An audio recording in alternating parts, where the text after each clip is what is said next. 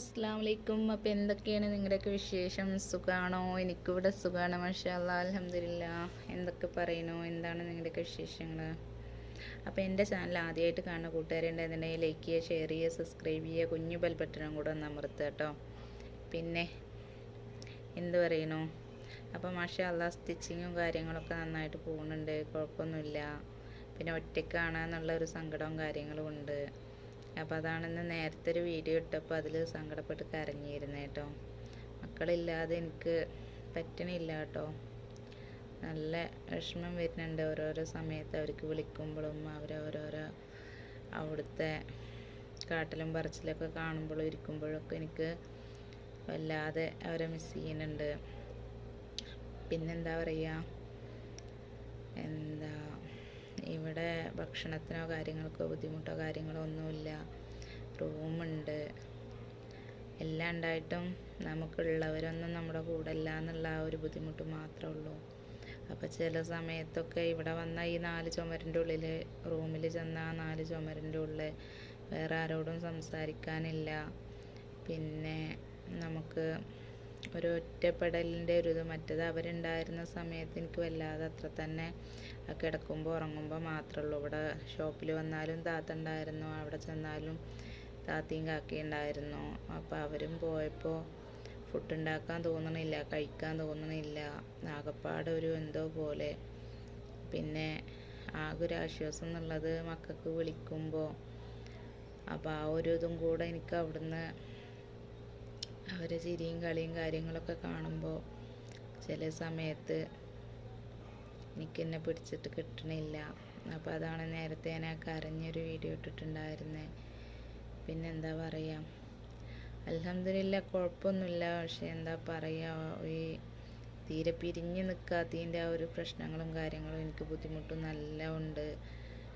പിന്നെ ഇന്നിപ്പോൾ മൂത്താപ്പാൻ്റെ മോനും മരുമകളൊക്കെ വരാമെന്ന് പറഞ്ഞിട്ടുണ്ട്.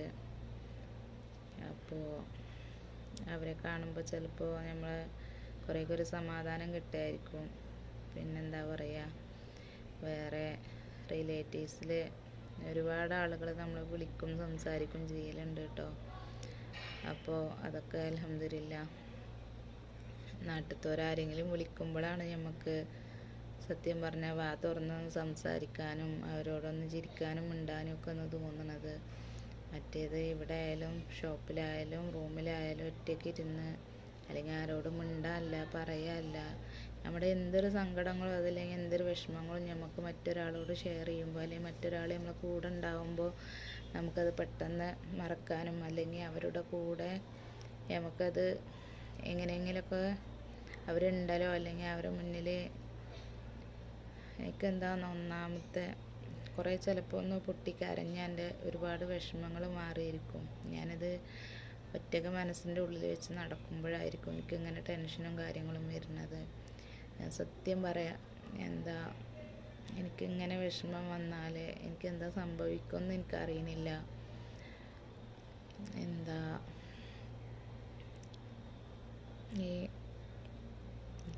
എന്താ പറയുക, വലിയൊരു കട്ടിയുള്ള ഹൃദയമൊന്നുമല്ല കേട്ടോ എൻ്റെത്. ഞാൻ പെട്ടെന്ന് ദേഷ്യപ്പെടും, അതേപോലെ തന്നെ പെട്ടെന്ന് സങ്കടം വരുന്ന ഒരാളാണ്. മാക്സിമം ഞാൻ ചിരിക്കാനും മറ്റുള്ളവരെ ചിരിപ്പിക്കാനും നോക്കും, പക്ഷെ എനിക്ക് കഴിയണില്ല. ഈ നെഞ്ഞിൻ്റെ ഉള്ളിൽ കൂടെ ഒരു പൊരിച്ചിലും വേദനയും കാര്യങ്ങളൊക്കെ എന്താ അറിയണില്ല, പെട്ടെന്ന് നിന്ന് പോകുമെന്നൊക്കെ തോന്നും. അത്രക്കും ഒരു ഇവിടെ അങ്ങനെ വന്ന് തിങ്ങി നിൽക്കുക അറിയൂലേ, അതേപോലെ. പിന്നെ വേറെന്താ നിങ്ങളുടെയൊക്കെ വിശേഷങ്ങൾ? അപ്പോൾ എല്ലാവരും എനിക്കും എൻ്റെ മക്കൾക്കും വേണ്ടിയിട്ട് ദുആ ചെയ്യണം. നിങ്ങളുടെയൊക്കെ പ്രാർത്ഥനയിൽ എന്നെ എൻ്റെ മക്കളെ ഉൾപ്പെടുത്തണം. എത്രയും പെട്ടെന്ന് എൻ്റെ കടങ്ങളൊക്കെ വീടി എനിക്ക് നാട്ടിലേക്ക് എൻ്റെ മക്കളെ അടുത്തേക്ക് എത്താനും അവരെ കൂടെ കഴിയാനും ഉള്ള തൗഫീക്ക് ഉണ്ടാവട്ടെ.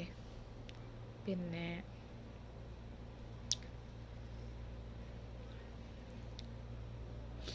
എല്ലാവരും ദുആ ചെയ്യുക.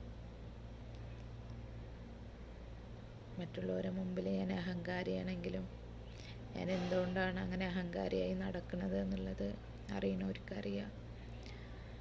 എൻ്റെ ജീവിത നിലനിൽപ്പിന് വേണ്ടിയിട്ട് എനിക്കങ്ങനെ അഹങ്കാരിയായിട്ട് നടന്നേ പറ്റുള്ളൂ. എന്നെ കാണുന്നവർക്ക് എന്നെ മനസ്സിലാക്കിയവർക്കറിയാം ഞാൻ എന്താണ് എന്നുള്ളത്. അല്ലാത്തവർക്ക് ഞാൻ അഹങ്കാരിയാണ്. അപ്പം എല്ലാവരും എനിക്കും എൻ്റെ മക്കൾക്കും വേണ്ടി ദുആ ചെയ്യുക. അത്രയേ ഉള്ളൂ എനിക്ക് പറയാനുള്ളത്. മാഷാ അല്ലാഹ്. അടുത്തൊരു വീഡിയോ ആയിട്ട് ഞാൻ വീണ്ടും വരാം. അസ്സലാമു അലൈക്കും.